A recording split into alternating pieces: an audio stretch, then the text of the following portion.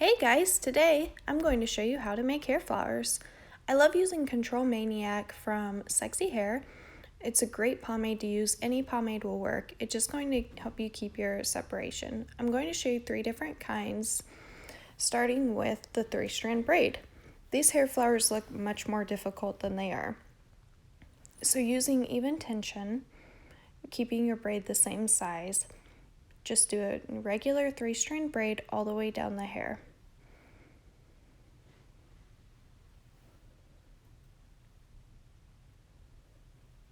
The pomade helps keep your braids separated, and when you go to create your petals, it's going to be much easier.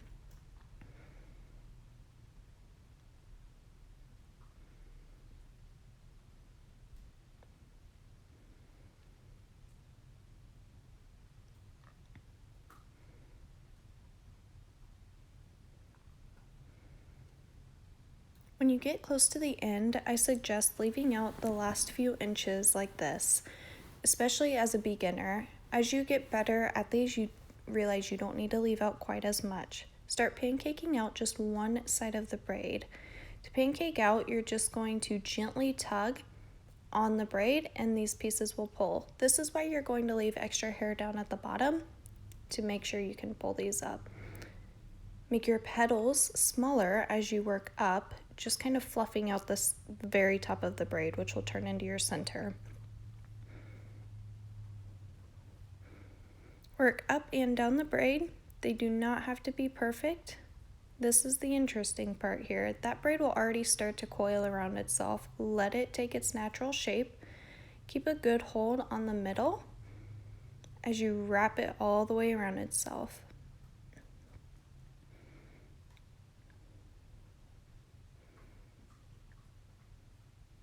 Using a U-shaped pin, you're just going to wiggle it in and secure it that way.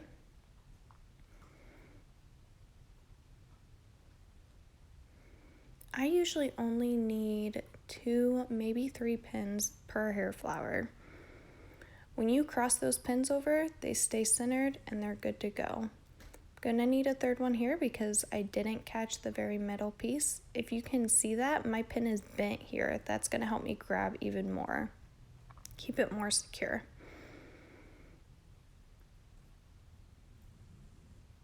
Then you can go through, tug on your petals a little bit if you want to. Now onto the fishtail. I love this one. This one is so detailed. It takes a little bit longer because it is a fishtail braid. They just take a little bit longer to do. But you can make these petals so defined. This is usually what you're going to see on my work. I just love these fishtail flowers.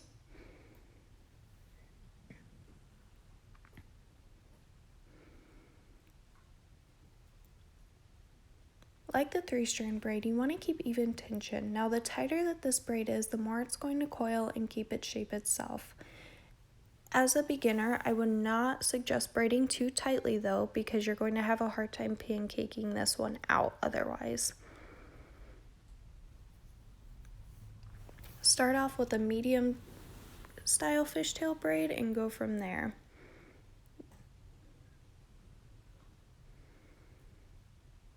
That piece is driving me nuts, so I'm going to just pin that out of the way here real quick.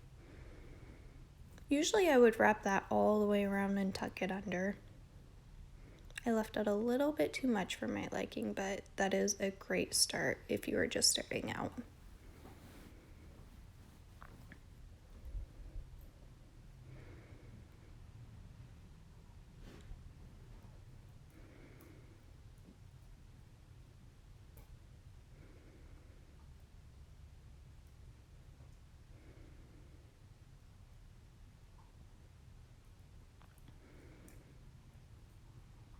I like to keep a good solid hold on my braids. I just have more control that way.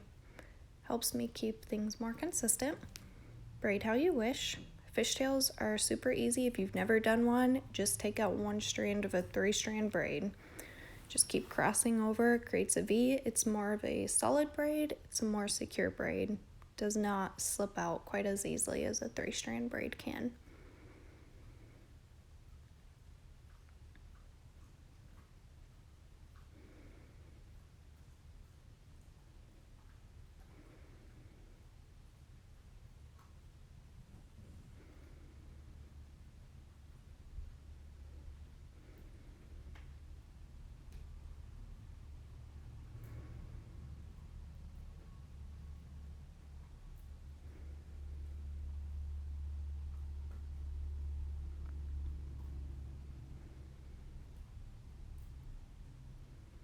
And again, I'm going to leave out a good amount of hair there at the bottom, but with this one you'll notice I get it all wrapped up and around.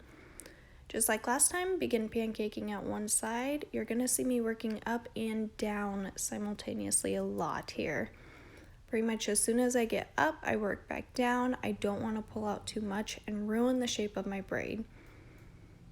So if every time you go up, you come back down and just make sure that your shape is there, you'll be good to go. As you can see, this braid already has at least twice as many petals as the 3-strand braid does. That's something super fun about the fishtail ones. Just get all that detail in there and then just pull that center loose there. You can let go of the bottom of the braid at that point because you've pancaked it out. You've locked those pieces together. They're not going to go anywhere. It's not going to just come undone on you.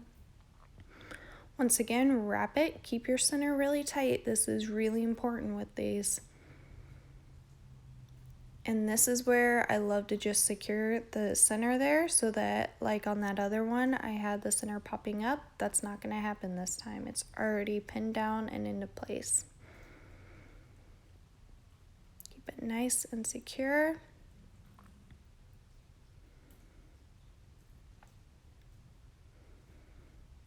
And wiggle that pin in.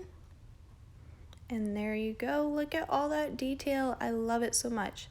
Now this last one is just a two-stranded twist braid. This one is a little bit more difficult than what it looks like it is. It's quick to put together on this part of it, but it falls out much easier. It is not secure. So when I go to wrap this, you'll notice it actually takes me a couple times to start, and it always does with these. They're super soft and just undone and very bohemian looking. They're so pretty, but this is one of the more difficult ones that it takes for me. For you, could be super easy. Just tug on that twist, make it really undone. This does help with security also.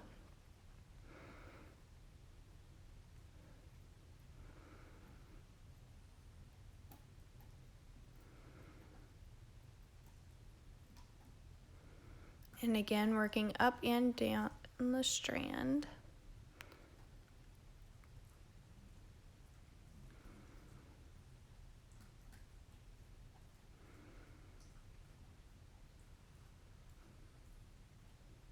And right here, I'm like, well, that's not wrapping around at all. So I'm gonna just redo it. Gotta keep a really strong hold on this one. Now, once you get it put together, it is really pretty. It's a lot of fun.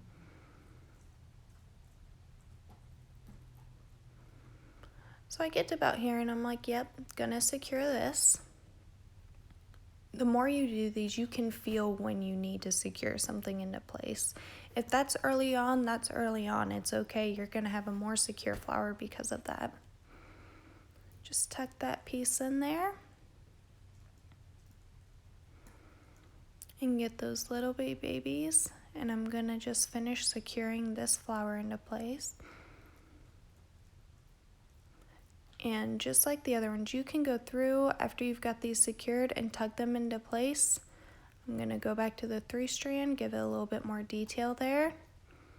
Makes a big difference.